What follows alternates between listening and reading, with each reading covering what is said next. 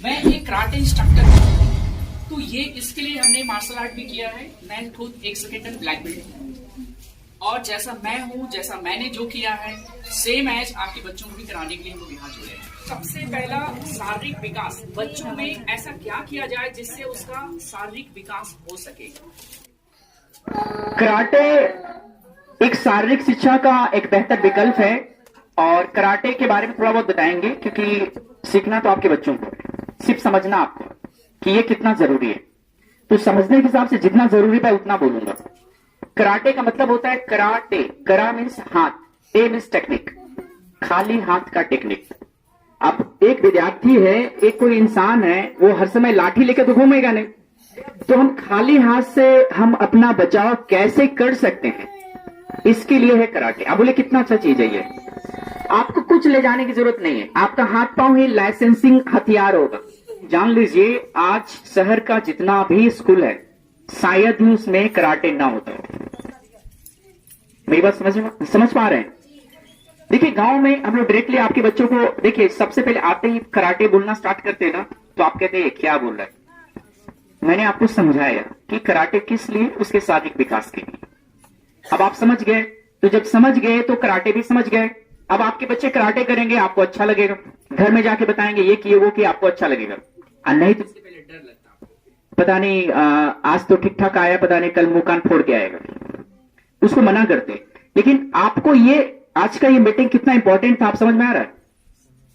तो पहले आप समझिए, करेंगे आपके बच्चे, कराएंगे हम लोग।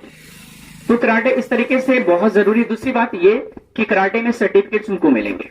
मतलब ये कि आपके बच्चे यहाँ पे एलकेजी यूकेजी में अगर आप पढ़ रहे हैं तो मान के चलिए जब वो मैट्रिक पास करेंगे तब तक वो ब्लैक बेल्ट होंगे।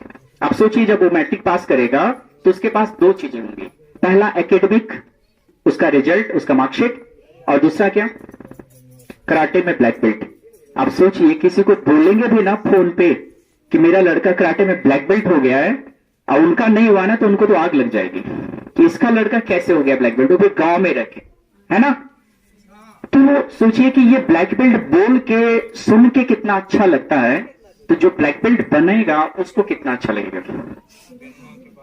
मेरी बात समझ में आ रहा है? आपका लड़का हो या लड़की, अगर वो ब्लैक बेल्ट है तो आप निश्चिंत की नींद सोएंगे। आपको पता है घर में वो पहरेदार है, वो उसके रहते हमारा कोई कुछ बिगाड़ नहीं सकता। मेरी बात समझ में आ रही है? और जिन अभिभावकों का यहाँ गर्ल्स लड़कियां हैं, बच्चियां हैं, उनके लिए ये तो 10 गुना ज्यादा इंपॉर्टेंट है। आप बोलिए कैसे? मान के चलिए एक लड़का जा रहा है अकेले, क्या प्रॉब्लम है? कुछ प्रॉब्लम है? अब उसी जगह पे एक बच्ची जा रही है, अब सोचिए क्या कितना प्रॉब्लम है। टोनिंग कमेंटिंग छेड़ भी सकता है, कोई घटना घट सकता है, बोले हाँ या नहीं। तो जो लोग सोच रहे हैं कि मेरा लड़का नहीं मेरी लड़की है, तो आपको और ज्यादा उसको जागरूकता के साथ उसको सिखाने की जरूरत है। और उसके शादी ब्याह में तो 4 चांद लग जाएगा। जब देखने वाले आएंगे ना, एक बात बोलना है, मेरी लड़की ब्लैक बेल्ट है ना। आप सोचिए कि वो कैसा फील करेगा, अरे लड़की और ब्लैक बेल्ट प्लस कंप्यूटरिस्ट, कंप्यूटर जानती है, इंग्लिश मीडियम से पढ़ी है, प्राइवेट में पढ़ी है, और कुछ बोलने की जरूरत है। और हम लोग जो एकेडमिक में अपने पढ़ाई के सिस्टम में शुद्ध शुद्ध लिखना पढ़ना बोलना सिखा रहे हैं, तो उसके देखने वाले जो आएंगे क्या पूछेंगे, क्या लिखाएंगे, वो सब बोल देगी। मतलब रिश्ता डन। जबकि ज्यादातर टेंशन जो है ना लड़की के जो अभिभावक होते हैं उनको इसी बात का होता है, इसलिए वो सोचकर स्कूल भेजते हैं कि बढ़िया से पढ़ लो ताकि शादी ब्याह में दिक्कत ना हो। तो आप सोच कर देखिए जो हम लोग बता रहे हैं वो अगर कर जाए तो फिर क्या दिक्कत रह जाएगा, वैल्यू बढ़ेगा या नहीं। तो ये लड़कियों के लिए और ज्यादा इंपॉर्टेंट है। तो खैर निर्णय करता आप हैं, डिसीजन आप लेंगे, व्यवस्था यहां रहेगा, हम लोग कराएंगे, कैसे क्या कराएंगे वो हमारा मैटर है।